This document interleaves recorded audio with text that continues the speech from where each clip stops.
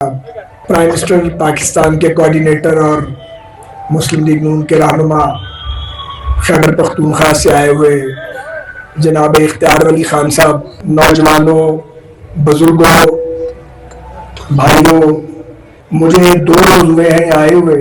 کل مجھے یہاں اسکردو میں عوامی جلسے سے بات کرنے کا موقع ملا، اور اس جلسے سے پہلے میں نے کچھ مقامی دوستوں کے ساتھ بیٹھ کے حال احوال کیا کافی دیر تک، اور معلومات کی کہ کون کون سے میجر پرابلمز ہیں، کیونکہ ایک سیاستدان کو، ایک عوامی نمائندے کو گفتگو برائے گفتگو نہیں کرنی چاہیے، اور اتنی ہی گفتگو کرنی چاہیے جس پر ہم پورے اتر سکیں، اور ہم ایسے دعوے نہیں کرنے چاہیے جو پورے نہ کیے جا سکے۔ ایک نہایت اہم خطہ ہے، اس کی اسٹریٹجک امپورٹنس ہے بہت زیادہ، اس کی آبادی ان کے دیگر حصوں کے مقابلے میں کم ضرور ہے، مگر اس کی اہمیت بہت زیادہ ہے، جس کا میں نے کل بھی اظہار کیا اور آج بھی آپ کی موجودگی میں اعتراف کرنا چاہتا ہوں کہ اس خطے کے آپ کے بزرگوں نے، آباء اجداد نے آزادی کی جنگ خود لڑی، خود زور بازو سے آزادی حاصل کی،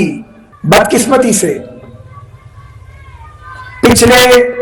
پچھلی 8 دہائیوں میں جس مقصد کے لیے پاکستان بنایا گیا تھا، آپ کے بزرگوں نے جنگ آزادی لڑی، ہمارے بزرگوں نے ہجرت کی، اپنے گھر بار چھوڑے، سب کچھ وہاں رہ گیا۔ تو جس مقصد کے لیے خطہ پاک بنا تھا، ہم وہ مقاصد پورے نہیں کر پائے، ہمیں اس کا اعتراف کرنا پڑے گا۔ یہی سچ ہے، بھلے کڑوا سچ ہے۔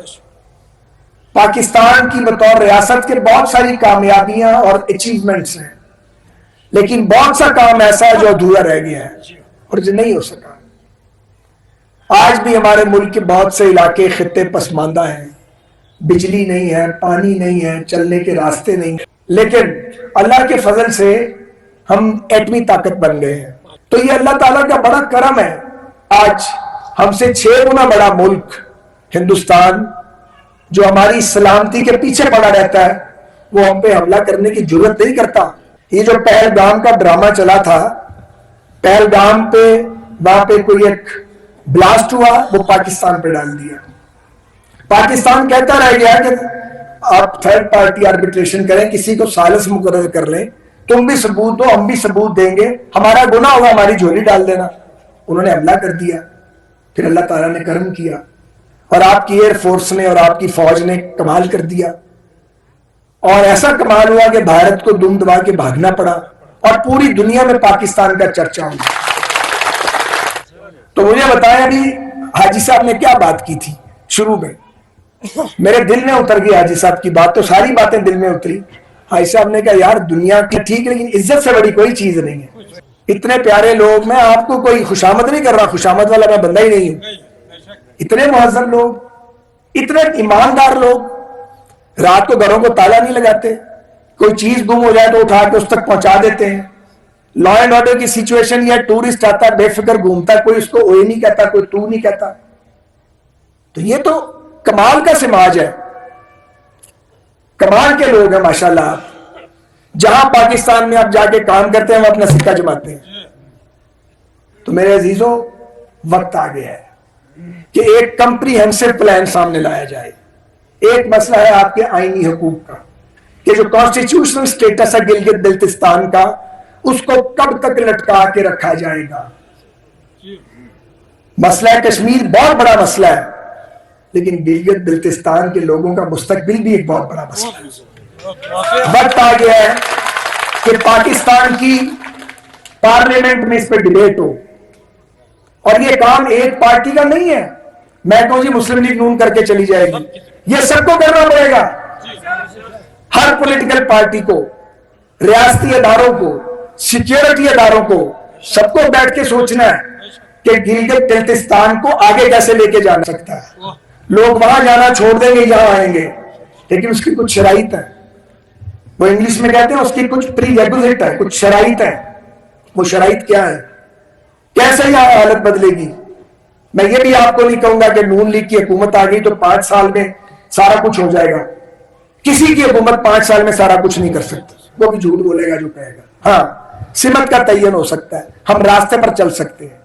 जब नून लीग की हुकूमत थी यहाँ पे, जैसे कि हाजी अकबर साहब ने बताया, इन्होंने बुनियाद रख दी थी, लेकिन तसलसल नहीं हुआ, तसलसल होने नहीं दिया जाता। अब आपने 3 जमातों की 3 हुकूमतें देख ली है, तो यार जिसने अच्छा काम किया उसको वोट दे दें, ये पैगाम हमारे को दें आप। दूसरी बात यह है जो मैं फ्यूचर पे करना, चार्टर का ऐलान तो नवाज शरीफ साहब खुद करेंगे, उससे पहले हमें उनसे मिलना है। हाजी अकबर साहब भी होंगे, अपनी अपनी तजावीज जो हमने आपसे सुनी हम उन तक पहुंचाएंगे ईमानदारी के साथ। तो यहां पे अब एक जहाज नहीं 7-8 जहाज रोज आ रहे हैं, 7-8 फ्लाइट्स आती हैं, इनकी तादाद 4 गुना हो सकती है। आने के ऊपर अरबों डॉलर लगते हैं, तो यहां पे छोटे सोलर के प्रोजेक्ट्स और ये जो हाइड्रो पावर के प्रोजेक्ट से बनाए जा सकते हैं। अभी मैंने एक नाला देखा, मैं ये लोअर कचूरा और अपर कचूरा की तरफ गया था, तो वो दरिया ऊपर से नीचे आ रहा है, और मैं वहां खड़ा सोच रहा था कि अगर यहाँ चरखियां लगा दी जाएं तो कितनी बिजली ये पैदा कर सकता है। पानी ने तो नीचे ही आना है, पानी कहीं इस्तेमाल नहीं होगा, बिजली पैदा हो जाएगी। तो हाइड्रो पावर के छोटे मंसूबे यहाँ पे लगाए जा सकते हैं, छोटे डैम बनाए जा सकते हैं, और समर के अंदर जो सोलर के आपके प्रोजेक्ट्स हैं वो आपको बिजली दे सकते हैं। तो बहुत ह्यूज इन्वेस्टमेंट किए बगैर छोटे वायबल प्रोजेक्ट्स के जरिए या बिजली के बहरान को लोएस्ट लेवल पे लेके आप आ सकते हैं। इसी तरह आज का दौर इंटरनेट का दौर है, टूरिस्ट आएगा ही नहीं अगर उसके पास इफेक्टिव इंटरनेट और मोबाइल की कनेक्टिविटी नहीं होगी, उसकी तरफ हमें तवज्जो देनी पड़ेगी। फिर रोड नेटवर्क है, अभी मैं जो सड़क देख के आया हूं वो सड़क नहीं, वो तो गली है, वो तो टूटी हुई है, और अगर जी सड़क बनेगी ताऊपट तक जाएगी, मैं क्या सड़क बनेगी, ये तो सड़क ही नहीं है। उसको बड़ा किया जाए, डेवलप किया जाए, टूरिज्म आए, लोगों के आने की यहाँ पे फैसिलिटीज हो, एनर्जी क्राइसिस खत्म हो, पीने का पानी लोगों को मिले।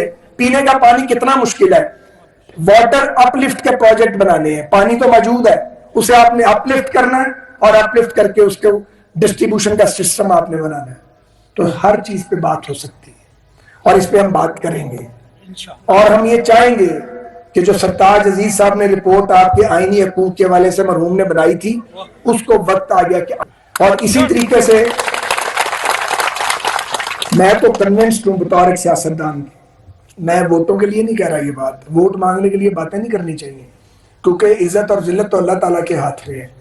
अगर हमें कामयाबी मिलनी होगी तो अल्लाह पाक लोगों के दिल हमारे लिए मुसख्खर कर देंगे, और अगर नहीं मिलनी होगी तो हम उल्टे भी लटक जाए, नहीं हो सकते, तो वो काम तो रब ने करना है।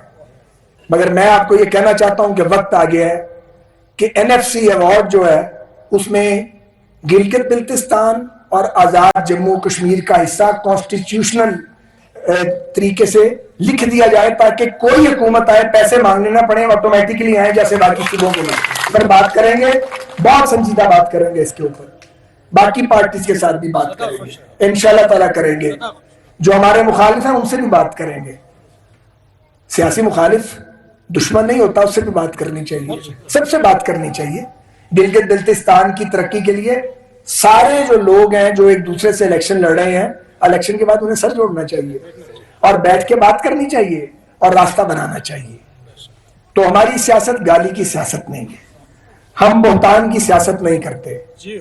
हमने पूरी कैंपेन में किसी को गाली नहीं दी है, गाली हमारा शेवा नहीं है, थैंक यू, शेवा नहीं है हमारा मैं गाली देने का।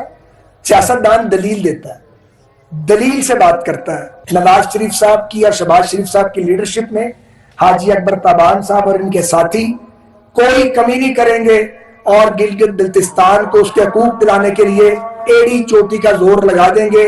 पाकिस्तान जिंदाबाद, गिलगित बिल्तिस्तान के अवाम जिंदाबाद। गिलगित बल्तिस्तान में इंतखाबी मुहिम रहनुमा मुस्लिम लीग नून